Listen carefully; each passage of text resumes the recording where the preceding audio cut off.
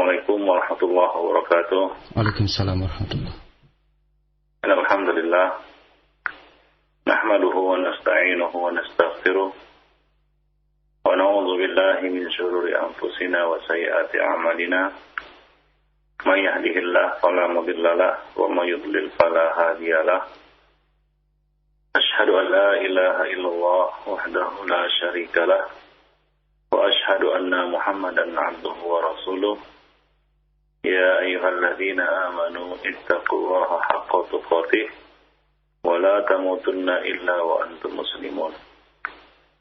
Amma ba'du, fa inna ahsanal kalami kalamullah wa khairal huda huda Rasulillah sallallahu alaihi wasallam wa syarrul umur muhdatsatuha wa kullu muhdatsatin bid'ah wa kullu bid'atin dalalah wa kullu dalalatin finnar. Akhwani fid din, a'azzani Allah wa iyyakum jami'an, para pendengar yang berbahagia. Alhamdulillah, pada pagi ini kita dapat bertemu kembali di majelis ilmu yang mulia ini, majelis yang penuh berkah. Kita akan membahas dosa-dosa besar yang diharamkan dalam agama. Dan pada pagi ini kita akan mengupas tentang satu dosa besar, yaitu menahan zakat. Tidak syak lagi, ikhwani fiddin dan pada para pendengar yang berbahagia, bahwa zakat merupakan salah satu dari rukun Islam yang 5. Wajib bagi siapa saja yang berharta untuk mengeluarkan zakat hartanya apabila telah terpenuhi syarat-syaratnya. Rasulullah sallallahu alaihi wasallam ketika mengutus Mu'adz bin Jabal ke negeri Yaman, memerintahkan kepadanya agar mengambil harta dari orang-orang kaya dari mereka untuk dikeluarkan dan diserahkan kepada orang-orang miskin dari mereka. Demikian juga hadis-hadis yang bercerita tentang rukun Islam atau yang menjelaskan tentang rukun Islam, ya, dijelaskan di situ zakat sebagai salah satu di antara rukun Islam tersebut. Dan juga di dalam Al-Quran, ya, di dalam Al-Quran Allah Subhanahu wa taala kerap kali menyandingkan dan menyebutkan secara bersamaan perintah untuk mengerjakan sholat dan menunaikan zakat. Maka dari itu, kewajiban ini adalah kewajiban yang sangat agung. Kewajiban yang berkenaan dengan harta kita. Kewajiban yang memiliki dampak sosial terhadap orang-orang yang ada di sekitar kita, yaitu fakir miskin yang merasakan manfaat dan faedah dari pelaksanaan kewajiban ini. Maka tidak selayaknya seorang muslim mengabaikan kewajiban yang agung ini. Dan maka termasuk salah satu dosa besar adalah menahan harta yang Allah Subhanahu wa taala perintahkan kita untuk mengeluarkan sebahagian darinya. Allah Subhanahu wa taala berfirman di dalam kitabnya, wa wailul lil musyrikin alladzina la yu'tuna az-zakata wa hum bil akhirati hum kafirun. Surat Fussilat ayat 6 sampai ayat 7.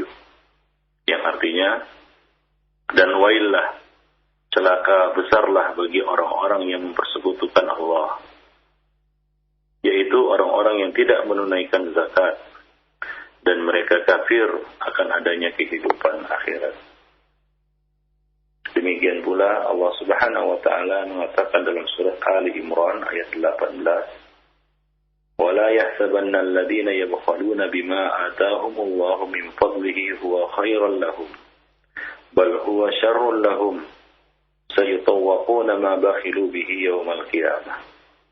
Janganlah orang-orang yang bakhil mengeluarkan apa-apa yang telah Allah Subhanahu wa taala berikan kepada mereka berupa karunia-Nya, ya, itu adalah baik baginya. Bahkan itu adalah buruk bagi mereka. Niscaya akan dikalungkan apa-apa yang mereka bakhilkan itu pada hari kiamat nanti. Akan dikalungkan pada mereka apa-apa yang mereka bakhilkan pada hari kiamat nanti. Jadi harta yang sudah wajib untuk dikeluarkan itu akan membawa mudarat apabila tidak dikeluarkan oleh pemiliknya. Ikhwani fid din, azani Allah wa iyyakum jami'an. Salah satu sebab ya kaum muslimin mengabaikan kewajiban ini adalah mereka jahil tentang hukumnya. Ya, mereka jahil tentang hukumnya dan tidak tahu menahu tentang hukum kewajiban ini, atau tidak tahu bagaimana cara mengeluarkan zakat. Ikhwani fid din, azani Allah wa iyyakum jami'an. Kewajiban zakat yang ditetapkan atas kaum muslimin ini merupakan bukti keindahan dinul Islam, sekaligus juga bukti kepedulian Islam terhadap para pemeluknya. Manfaatnya juga sangat banyak. Di samping itu, kaum fuqara juga tentunya sangat membutuhkan uluran bantuan melalui saluran zakat ini. Banyak sekali manfaat zakat, para pendengar yang berbahagia. Di antaranya adalah menciptakan nuansa kasih sayang antara si kaya dan si miskin. Sebab semua manusia pasti menyukai orang-orang yang berbuat baik kepada mereka. Yang kedua, membersihkan dan mensucikan jiwa, serta membuang sifat kikir dan bakhil. Ya, khudh min amwalihim shadaqatan tutahhiruhum. Allah Subhanahu wa taala mengatakan dalam surat At-Taubah ayat 103, ambillah ya, zakat dari sebahagian harta mereka. Dengan zakat itu kamu membersihkan dan mensucikan mereka. Dan berdoalah untuk mereka. Sesungguhnya doa kamu itu menjadi ketentraman jiwa bagi mereka. Yang berikutnya, di antara faedah zakat ini adalah membudayakan sifat kedermawanan dan kemuliaan di tengah-tengah kaum muslimin. Dan menumbuhkan kepedulian sosial ya, terhadap orang-orang yang membutuhkan.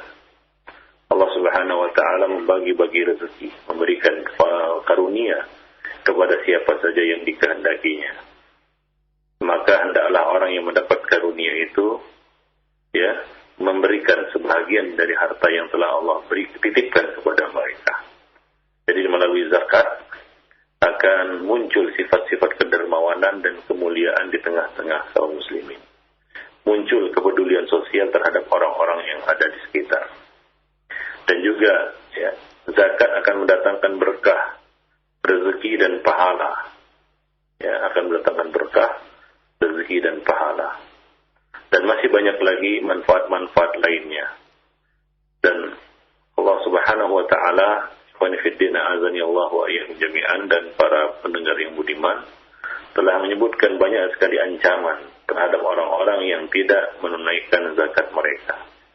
Seperti di dalam surat At-Taubah ayat 24, ayat 34, Allah Subhanahu wa taala mengatakan, "Walladzina yaknizuna adh-dhahaba wal-fiddah wa la yunfiqunaha fi sabilillah fabashshirhum bi'adzabin alim yawma yuhma 'alaiha fi nari jahannam fatuqwa biha jibahuhum wa junubuhum wa dhuhuruhum hadza ma kanaztum li anfusikum fadhuqu ma kuntum taknizun."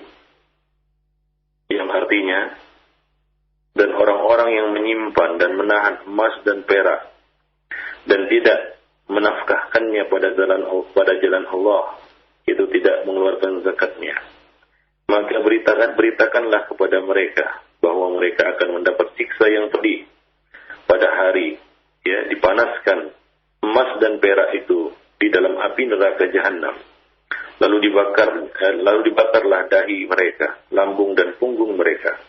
Lalu dikatakan kepada mereka, inilah harta bendamu yang kamu simpan untuk dirimu sendiri. Maka rasakanlah, fadhuqu ma kuntum taknizun. Rasakanlah sekarang siksa dari api yang kamu simpan itu. Jadi hakikatnya, ya, seorang yang menyimpan dan menahan hartanya itu, dia pada hakikatnya menyimpan api yang api itu akan membakarnya nanti pada hari kiamat. Jadi setiap harta yang tidak dikeluarkan zakatnya itu terhitungkan atau barang panas. Pemiliknya akan disiksa karenanya pada hari kiamat nanti. Ya, seperti yang Rasulullah Shallallahu Alaihi Wasallam sebutkan ya dalam sebuah hadis yang panjang ya dari Abu Hurairah radhiyallahu anhu. Nabi Shallallahu Alaihi Wasallam mengatakan, "Ma min sahibi dhahabin wala fiddatin la yuaddi minha haqqaha minha haqqaha illa idza kana yawmal qiyamah suffihat lahu sufa'ih min nar fa uhmiya 'alaiha fi nari jahannam fa yuqwa biha jambuhu wa jabinuhu wa dhahruhu kullama baradat u'idat lahu fi yawmin kana miqdaruhu 50,000 sanah hatta yuqda bainal ibad fasayara sabilahu imma ilal jannati wa imma ilal nar." Nabi mengatakan, siapa saja yang memiliki emas dan perak lalu tidak mengeluarkan zakatnya, maka pada hari kiamat nanti akan dibentangkan lempengan-lempengan dari api neraka untuknya. Lempengan-lempengan ini adalah harta benda berupa emas dan perak yang disimpannya dulu. Akan dibuat nanti dalam bentuk lempengan lalu dipanaskan dalam api neraka. Lalu lempengan-lempengan itu dipanaskan dalam api neraka, kemudian digosokkan ke lambung, ke dahi dan ke punggung mereka. Apabila lempengan itu dingin, maka akan dipanaskan kembali pada hari yang lamanya sama dengan 50,000 tahun. Hingga seluruh urusan-urusan hamba selesai diputuskan. Lalu ia melihat tempatnya, ke surga atau ke neraka. Kemudian ada yang bertanya, "Qila ya Rasulullah, fal ibil?" Qal, "Wala sahibul ibil la yuaddi minha haqqaha wa min haqqiha halabuha yawma wirdiha illa idza kana yawmul qiyamah butiha laha biqarqarin aw ma kanat la yafqidu minha fasilan wahidan tata'uhu bi akhfaiha wa ta'adduhu bi afwahiha kullama marra alaihi awladaha aw ulaha rudda alaihi ukhraha fi yawmin kana miqdaruhu 50,000 sanah hatta yuqda bainal ibad fayara sabilahu imma ilal jannati wa imma ilan nar." Ketika Rasulullah Shallallahu Alaihi Wasallam menjelaskan tentang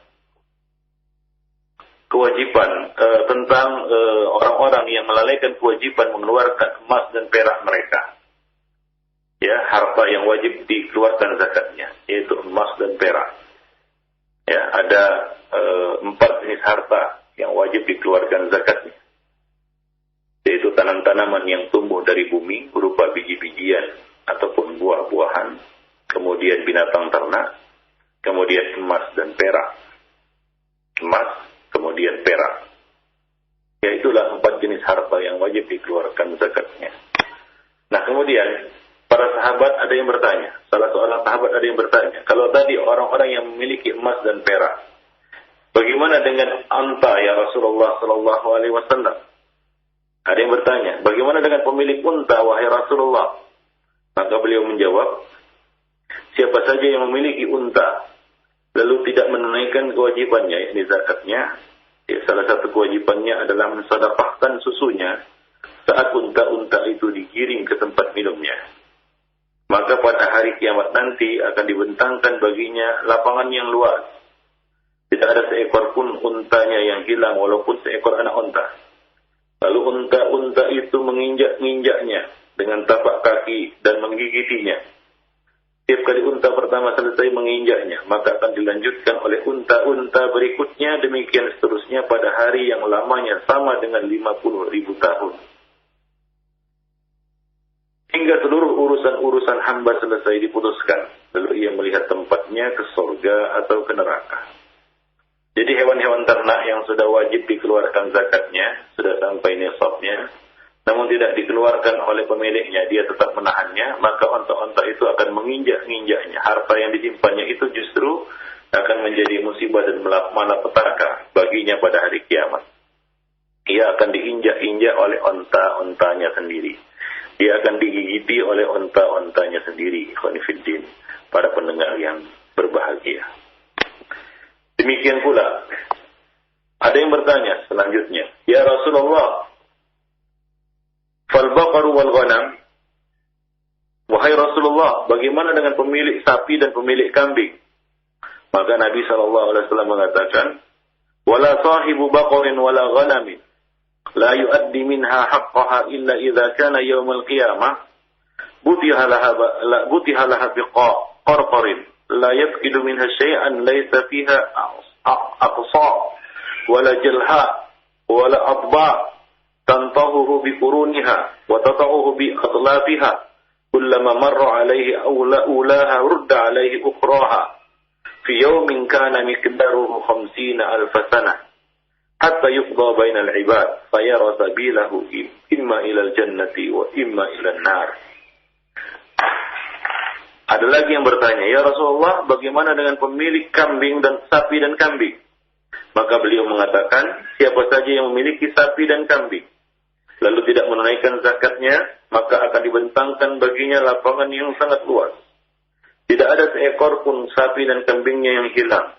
Tidak ada seekor pun yang dua tanduknya yang bengkok, ataupun yang tidak punya tanduk, yaitu kambingnya yang punya dua tanduk yang bengkok.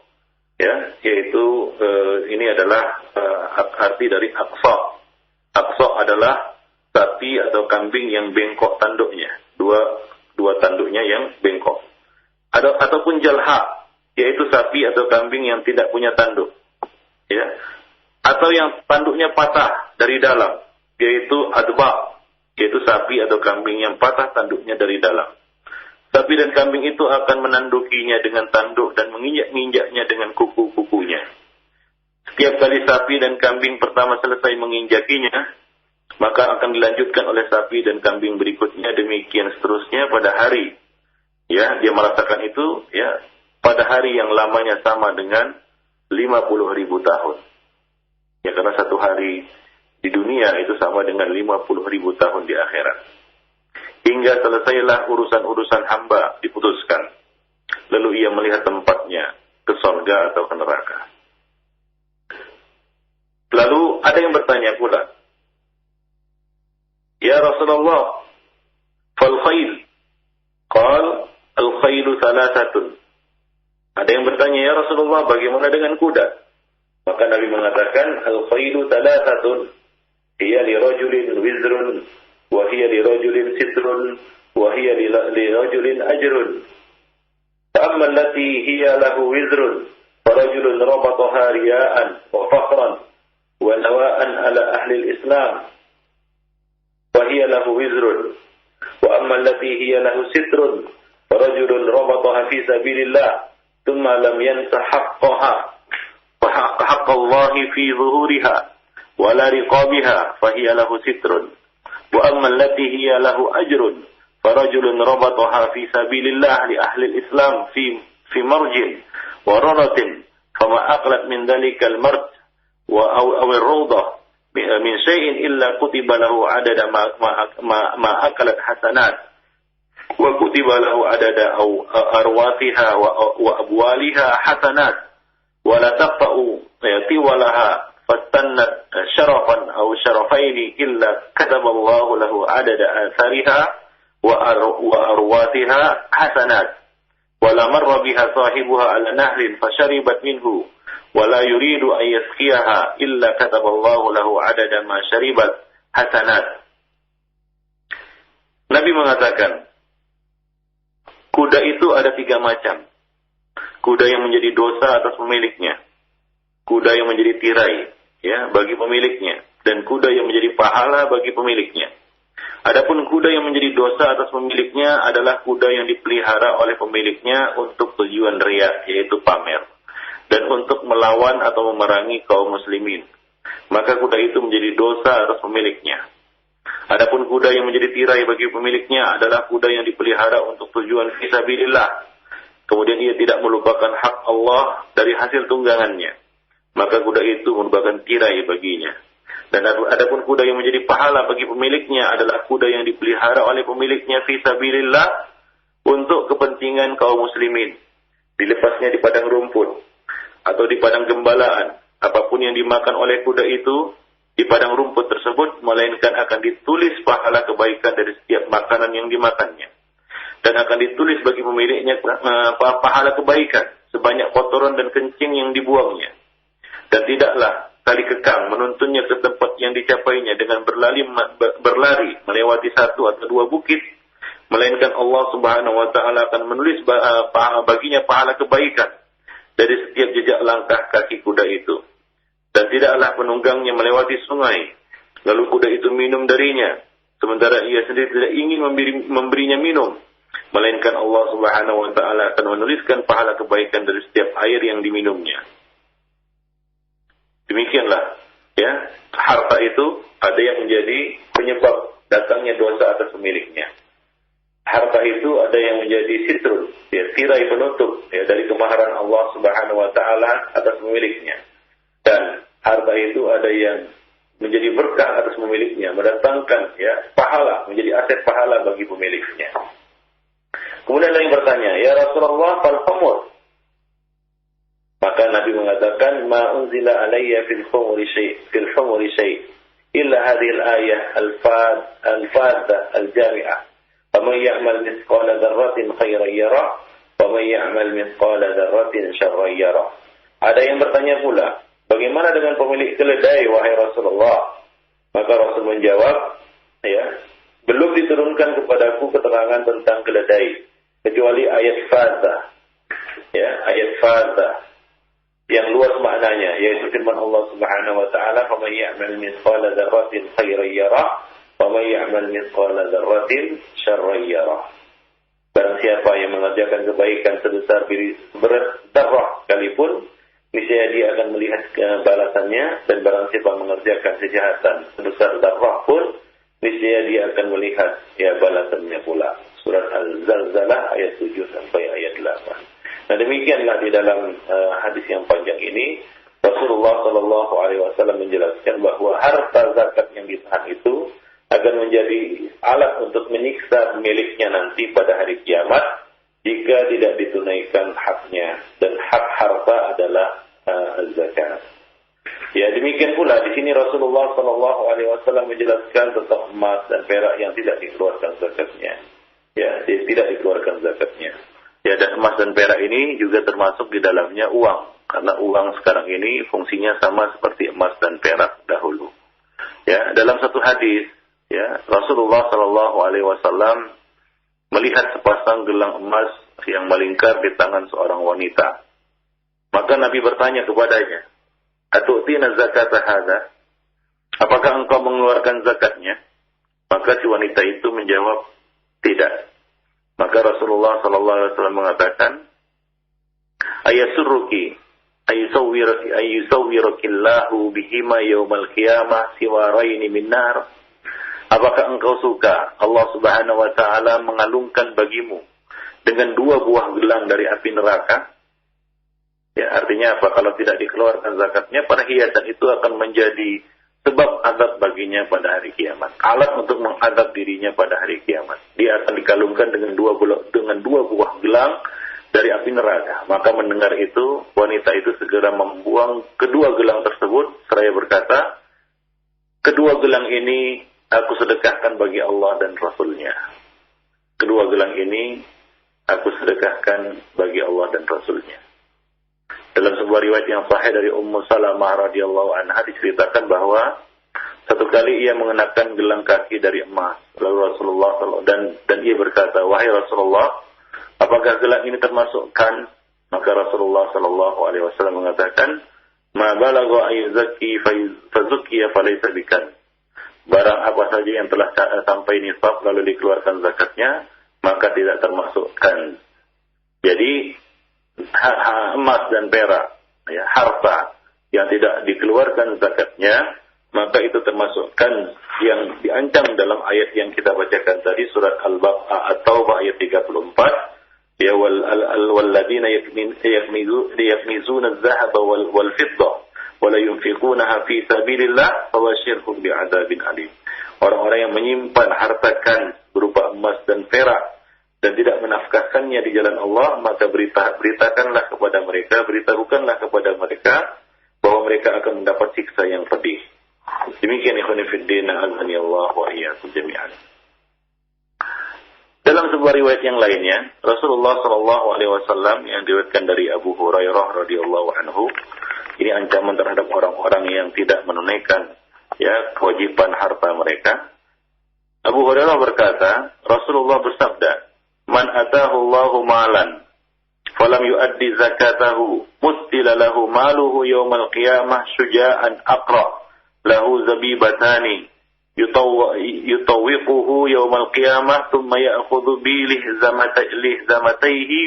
lihzamatayhi yani bi sidqaihi thumma yaqulu ana maluka ana kanzuka." Barang siapa yang Allah Subhanahu wa taala titipkan harta, namun ia tidak mengeluarkan zakatnya, maka pada hari kiamat nanti harta tersebut akan dijelmakan dalam bentuk ular jantan. Sujaan, yaitu ular jantan yang ganas, memiliki 2 taring. Memiliki 2 taring yang terdapat pada rahangnya. Nah demikian. Yang akan mengalunginya, yang akan melilitnya. Kemudian ular tersebut akan mengambilnya dengan kedua rahangnya, yaitu akan melahapnya, akan memakannya dengan kedua rahangnya, kemudian berkata, "Aku adalah hartamu, aku adalah emas dan perakmu, aku adalah kanzmu." Yaitu harta yang engkau timbun dan engkau simpan dahulu, tidak engkau keluarkan zakatnya. Tidak engkau keluarkan zakatnya. Demikian ikhwan fillah rahimani wa rahimakumullah jami'an. Baik. Nah, kemudian Rasulullah membacakan ayat yang kita bacakan tadi, yaitu surat Ali Imran ayat 180, "Wala yahsabanna alladziina yabkhaluna bima ataahumullahu min fadlihi huwa khairal lahum, bal huwa syarrul lahum. Sayutawaquna ma bakhilu bihi yawmal qiyamah, walillahi mirasus samawati wal ard, wallahu bima ta'maluna khabir." Sekali-kali janganlah orang-orang yang bakhil dengan harta yang Allah berikan kepada mereka dari karunia-Nya itu mengira bahwa kebakhilan itu baik bagi mereka. Apa yang mereka simpan itu baik bagi mereka. Sebenarnya kebakhilan itu adalah buruk bagi mereka. Harta yang mereka bakhilkan itu akan dikalungkan kelak di lehernya di hari kiamat. Dan kepunyaan Allah lah segala warisan yang ada di langit dan di bumi. Dan Allah Subhanahu wa ta'ala mengetahui apa yang kamu kerjakan. Abdullah bin Mas'ud mengatakan, pemakan riba dan yang diberi makan pemakan riba, yang memberi makan pemakan riba, 2 saksi yang mengetahuinya, wanita yang mentato dirinya dan yang minta ditato, orang-orang yang menahan-nahan sedekah yaitu zakat, orang yang murtad setelah hijrah, yaitu setelah dia masuk ke dalam Islam, dan adalah orang-orang yang dilaknat melalui lisan Rasul Muhammad SAW pada hari kiamat. Jadi ini adalah satu ancaman laknat, dan tentunya ini hadis ini memiliki hukum marfu walaupun lafalnya mauquf. Marfu'un hukman, mauqufun lafzan. Karena di sini Abdullah bin Mas'ud menyampaikan kepada kita satu ancaman, yaitu laknat pada hari kiamat, dan tentunya tidak mungkin perkara gaib ini diucapkan oleh Ibnu Mas'ud melalui logika ataupun berdasarkan logika beliau. Jadi salah satu di antaranya adalah orang-orang yang menahan-nahan zakatnya. Demikian juga dari Al-Ahnaf bin Qais yang mengatakan, "Aku duduk di majelis Quraisy. Tiba-tiba datanglah seorang laki-laki yang kusut rambutnya, acak-acakan pakaian dan keadaannya. Laki itu mendekati mereka lalu mengucapkan salam kemudian berkata, 'Sampaikanlah berita duka kepada orang-orang yang menumpuk-numpuk harta dengan yaitu dengan berita duka berupa batu panas.'"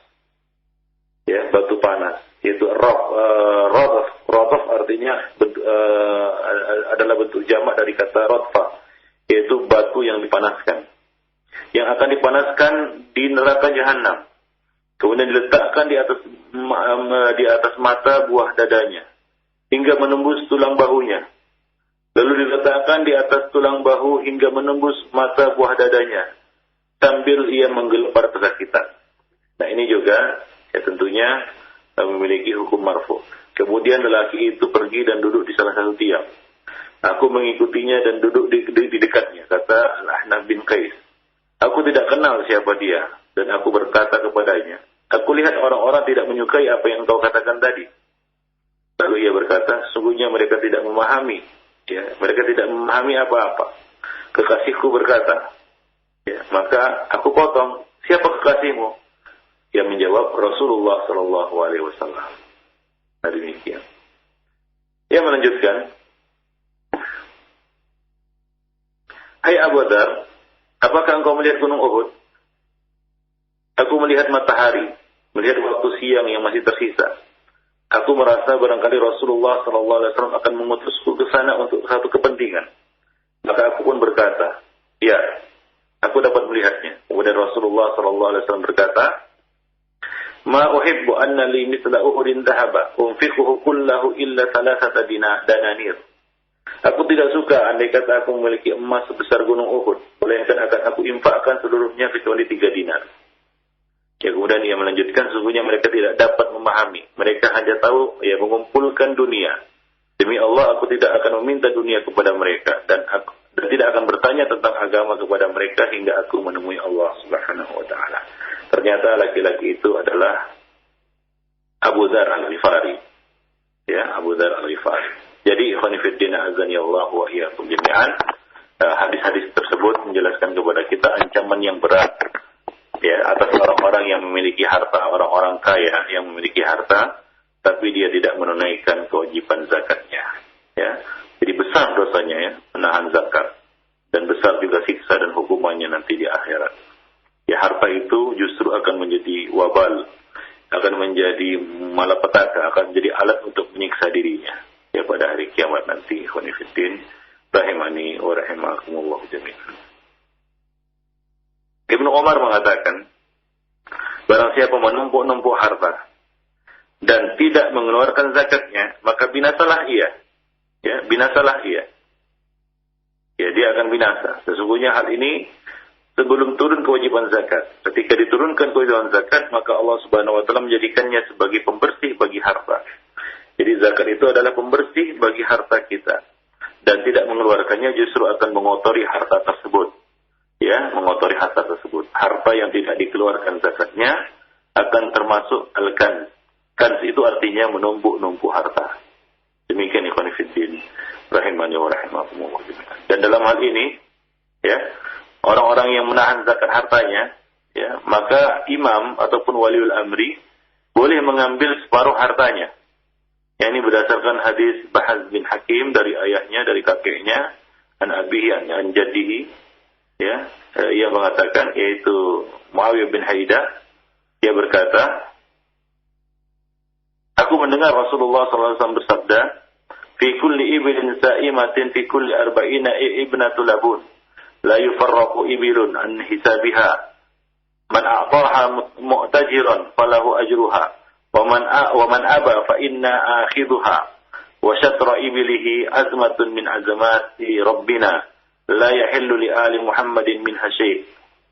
Untuk tiap-tiap unta yang cari rumput sendiri, yang merumput sendiri, ya, yaitu sa'imah. Sa'imah artinya dia mencari rumput sendiri, merumput sendiri, tidak disediakan oleh pemiliknya.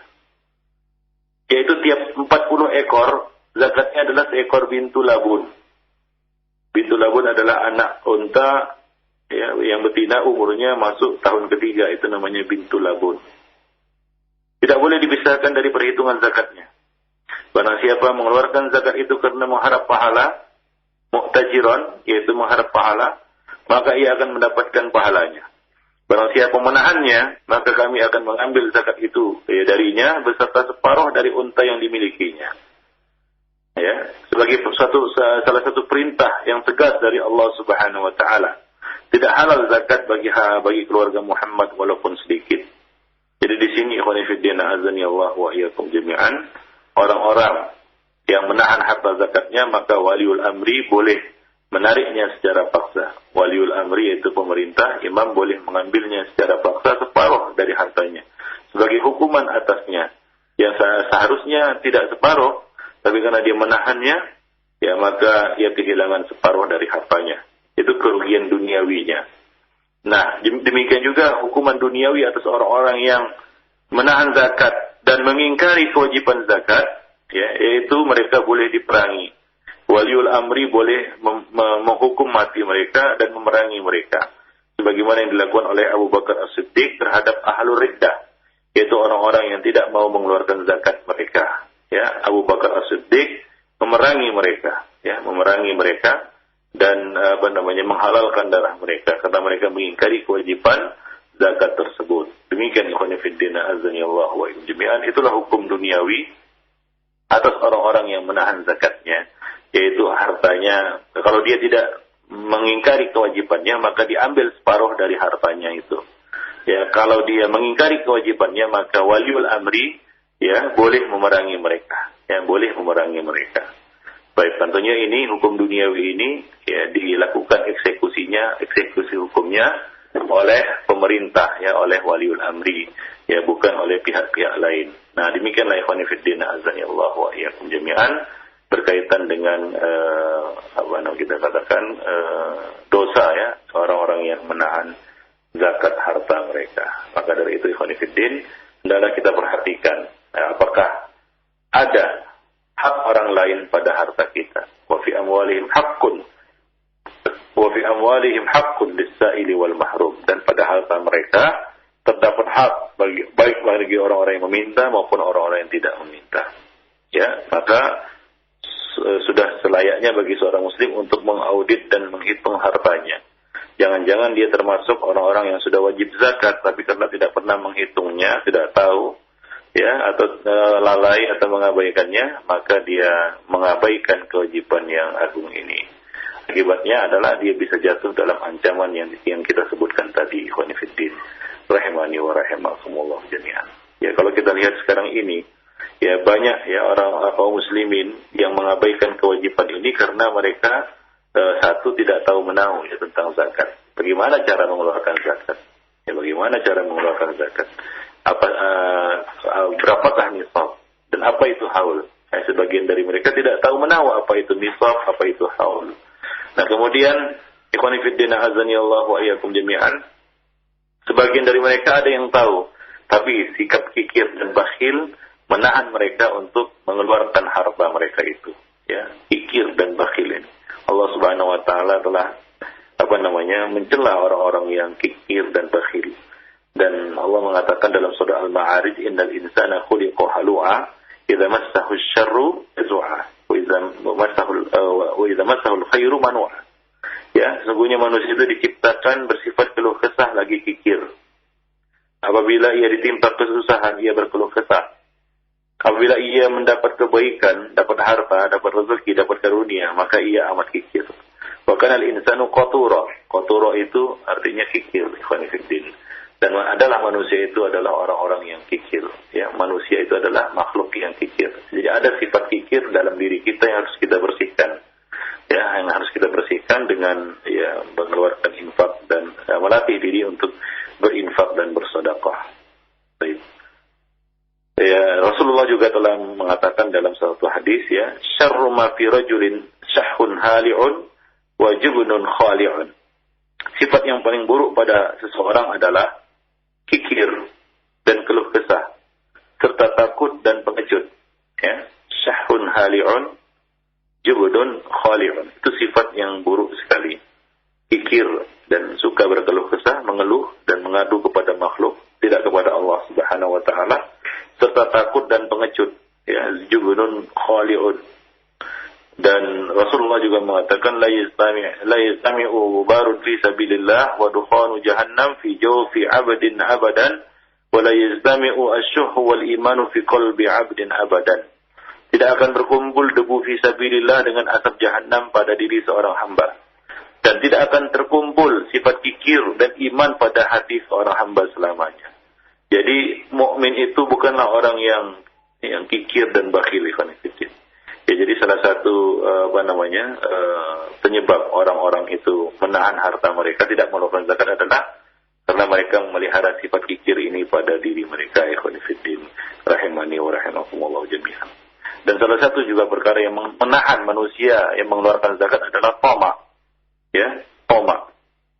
Ya, Asma binti Abi Bakar menceritakan bahwa ia menemui Rasulullah SAW berkata, "Wahai Nabiullah, aku tidak memiliki sesuatu pun kecuali yang diberikan oleh Az-Zubair kepadaku. Bolehkah aku mengeluarkan sedikit dari harta yang diberikannya itu?" Maka Nabi mengatakan, "Irdahi ma mastata'ti, wa la tu'i, fayu'i Allahu 'alaik." Bersedekahlah selama kamu mampu. Yang mampu kamu keluarkan, yang kamu sedekahkan. Janganlah menahan-nahan harta hingga Allah Subhanahu wa taala akan menyempitkan rezekimu. Orang-orang yang tamak dan menahan harta mereka mengira bahwasanya harta itu akan langgeng dan abadi di sisi mereka, ya, di tangan mereka. Tapi justru sebaliknya, Rasulullah mengabarkan di sini, la tu'i fayu'i Allahu 'alaik. Janganlah kamu nahan-nahan harta hingga Allah Subhanahu wa taala akan menahan karunia-Nya atas dirimu, ikhwani fiddin. Rahimani wa rahimakumullah jami'an. Baik. Nah, demikianlah ya, yaitu salah satu perkara juga yang kita katakan menghambat seorang itu untuk melaksanakan kewajibannya ini, yaitu kewajiban mengeluarkan harta zakatnya. Dan salah satunya adalah ya, perkara yang menahan manusia itu atau seorang muslim itu mengeluarkan zakatnya adalah karena dia sudah menjadi hamba dinar dan hamba dirham. Ya, dia sudah menjadi hamba dinar dan hamba dirham. Nah, ini adalah satu kondisi yang sangat parah ya. Seorang telah menjadi hamba dinar dan hamba dirham, hingga ia begitu sayang terhadap hartanya dan enggan untuk mengeluarkannya sebagai zakat, sebagai suatu kewajiban.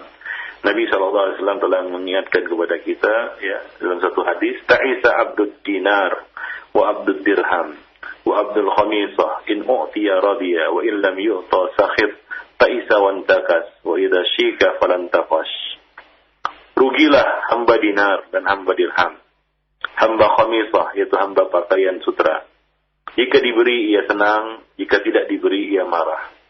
Celaka dan merugilah apabila tertusuk duri, moga-moga duri itu tidak akan tercabut darinya. Nah, ini adalah suatu doa yang buruk atas orang-orang yang menjadi hamba dinar dan dirham, ya khonifiddin. A'azani Allah wa iyyakum jami'an. Baik. Ya. Nah, itulah khonifiddin kajian kita pada hari ini berkaitan dengan dosa menahan dan tidak mengeluarkan zakat ya. Nah, mudah-mudahan ini menjadi pelajaran bagi kita semua dan menjadikan kita lebih berhati-hati terhadap harta titipan yang Allah Subhanahu wa taala berikan kepada kita ini. Hendaklah kita perhatikan bahwa ya, satu, bahwa harta itu ya ada kewajiban ya yang harus kita keluarkan, yaitu kewajiban zakat. Maka jangan diabaikan kewajiban ini. Wallahu a'lam bishawab. Aqulu qouli hadza wa astaghfirullah li wa lakum wa lisa'il muslimin innahu huwal ghafurur rahim. Ustaz, kami ucapkan terima kasih jazakallah khairan atas pembahasan yang sangat bermanfaat di pagi hari ini. Tapi Ustaz, selanjutnya seperti biasa kita akan undang para pendengar untuk bertanya Ustaz ya, melalui telepon atau melalui pesan singkat. Kami undang Anda untuk bertanya di 0218236543 melalui telepon, dan kita akan tampung 2 penelpon di pagi ini. Untuk pertama, halo. Assalamualaikum. Waalaikumsalam. Silakan, dari mana? Dari Umu Sari di Bekasi. Silakan. Mau tanya Pak Ustadz, kalau uang ada di tangan orang dan uang itu ada di tangan anak, apakah harus dikeluarkan juga zakatnya Ustadz? Iya, dalam bentuk hutang begitu Bu ya? Dalam bentuk hutang. Baik, terima kasih. Pak Ustadz. Assalamualaikum warahmatullahi wabarakatuh. Waalaikumsalam warahmatullahi wabarakatuh. Ya Ustadz, pertanyaan dari Ibu Sari kita tampung dulu Ustadz ya. Kita akan angkat kembali dari penelpon yang kedua di kesempatan pagi hari ini. Halo. Baik, terputus. Kami berikan kesempatan untuk Anda di 0218236543 di belakang Ibu Sari. Halo. Nah, terputus tampaknya. Tapi Ustaz, mungkin kita akan sampaikan pertanyaan dari Bu Sari terlebih dahulu mengenai uang dalam bentuk piutang, apakah harus dikeluarkan zakat juga Ustaz? Silakan. Ya, hutang ada 2 macam. Ya, hutang dari orang yang mu'sir dan hutang dari orang yang musir. Artinya orang yang berhutang itu ada 2 kondisinya. Hutang orang yang kesulitan. Ya, misalnya orang yang jatuh pailit, bangkrut. Ya. Dan hutang dari orang yang berkelapangan, musir. Artinya dia memiliki harta, karena ada juga orang-orang yang berharta memiliki berhutang dia. Misalnya untuk kita katakan untuk bisnisnya, untuk usahanya dan jenisnya. Nah, hutang dari orang yang mu'sir ini tidak dihitung sebagai harta yang wajib dizakati, ya, tidak dihitung dalam harta yang harus dikeluarkan zakatnya, ya.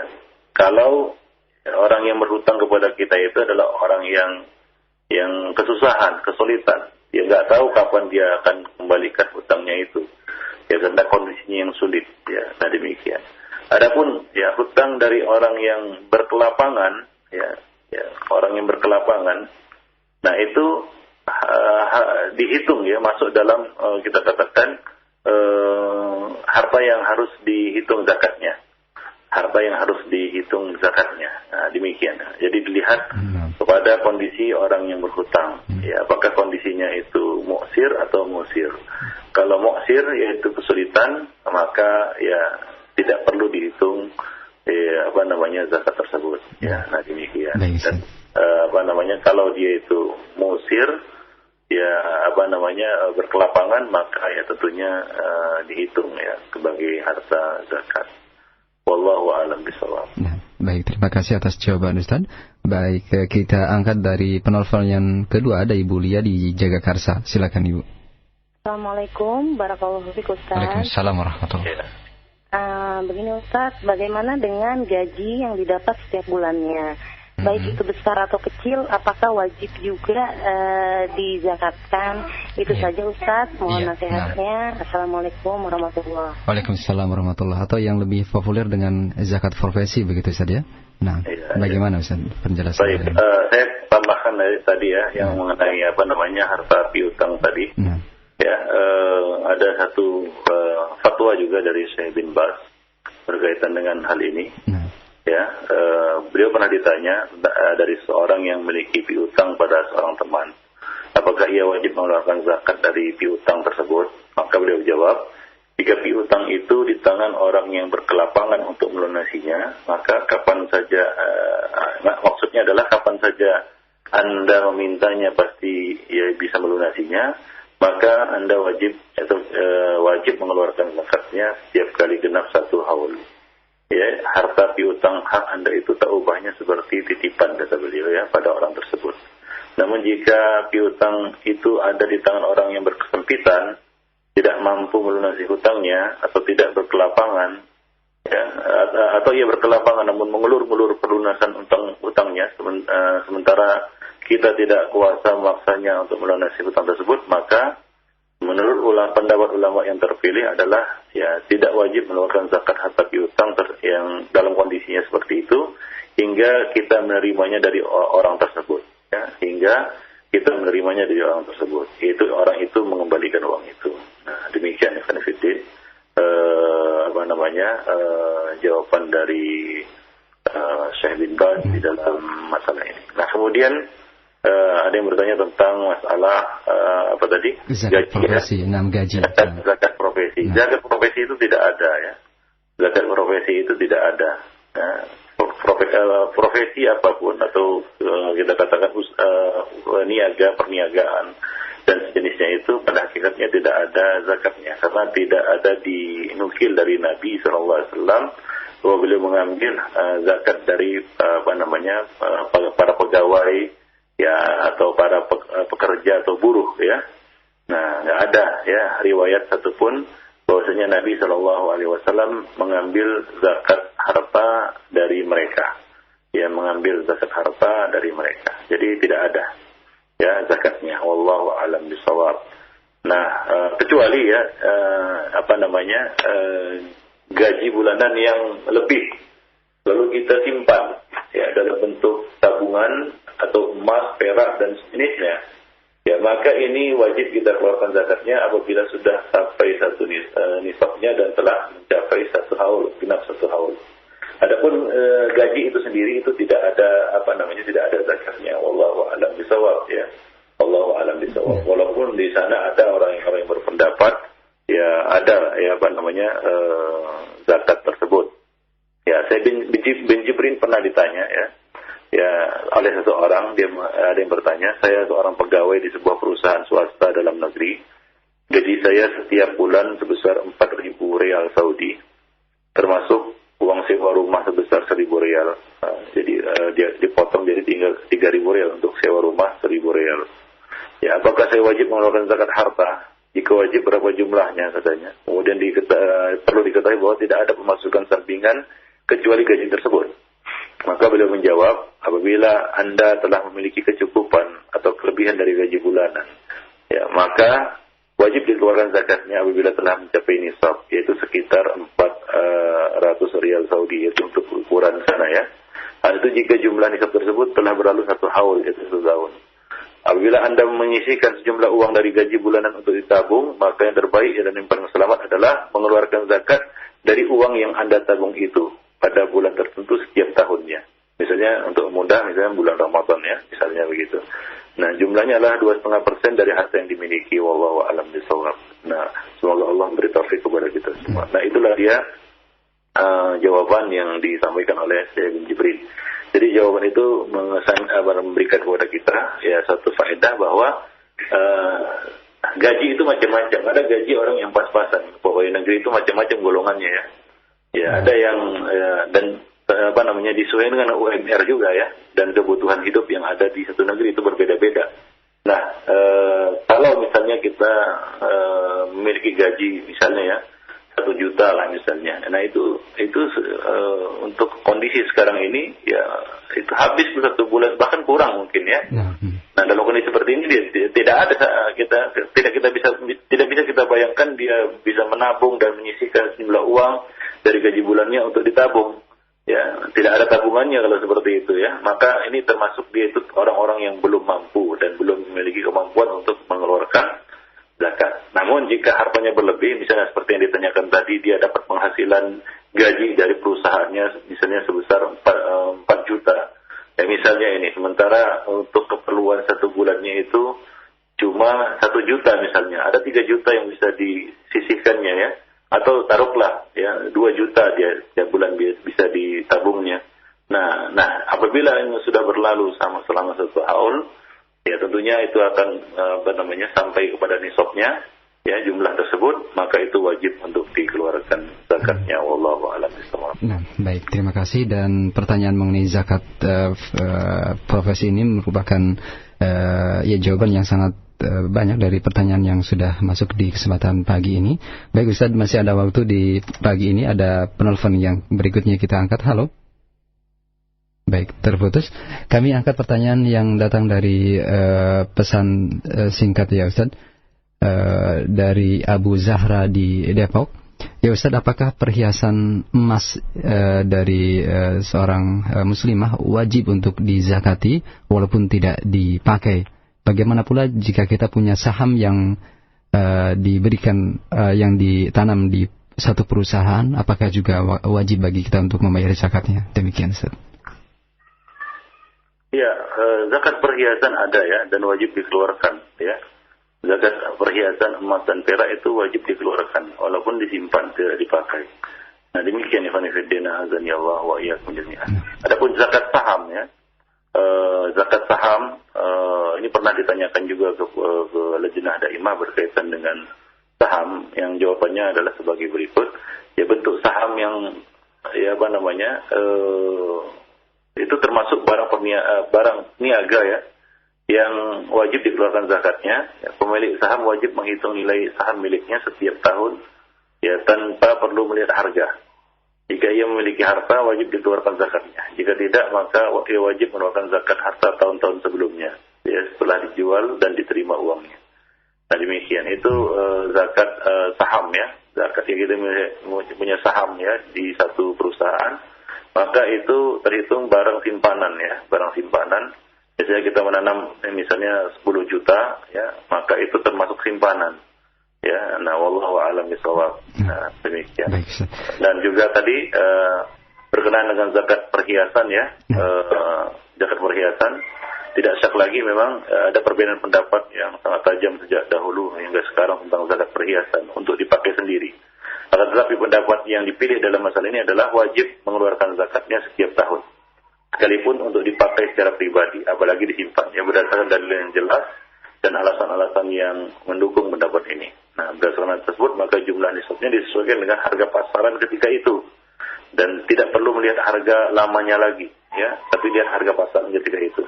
Baru dikeluarkan zakat dari harga yang telah dihitung tadi, ya sebanyak 2,5%. Nah, demikian. Baik. Ya, demikian. Baik, Ustaz. Nah, dari pesan singkat. Perhiasan berupa perak, ya.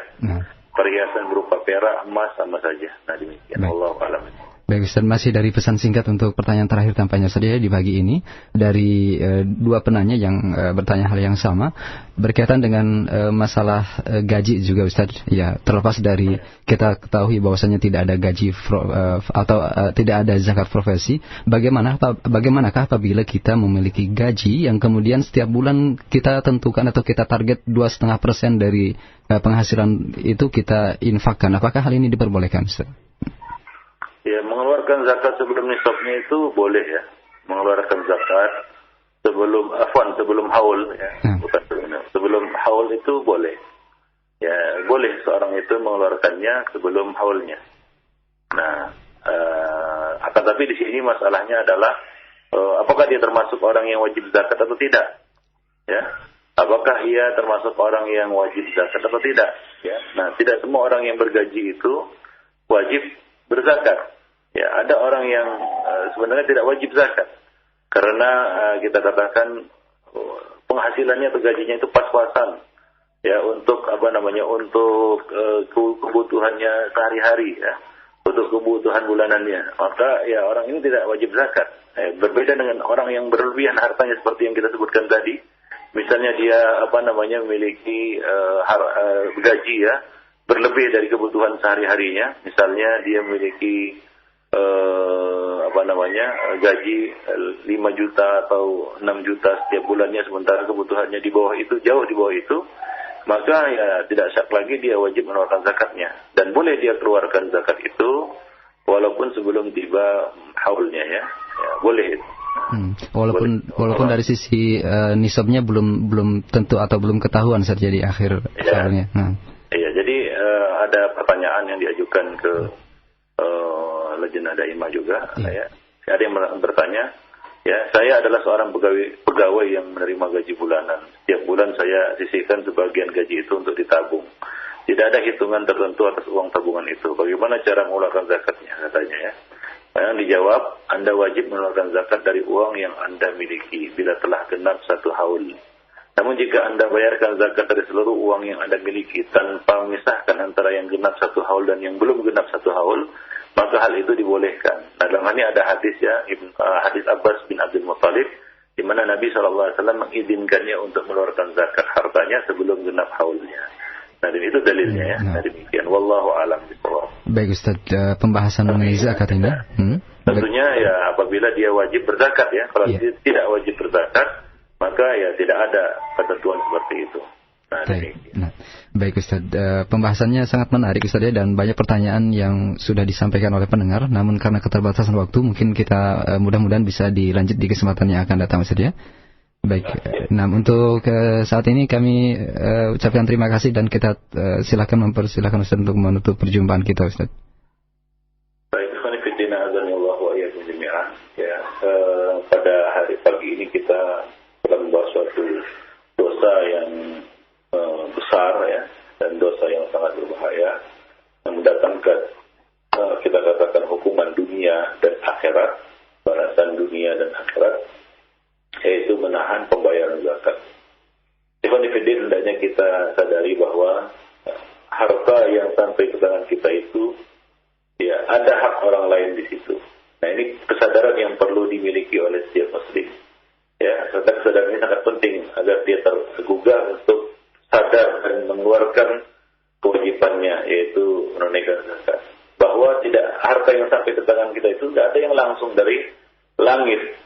Ya, harta yang sampai ke tangan itu melalui orang lain. Allah Subhanahu wa Ta'ala memberikannya melalui orang lain.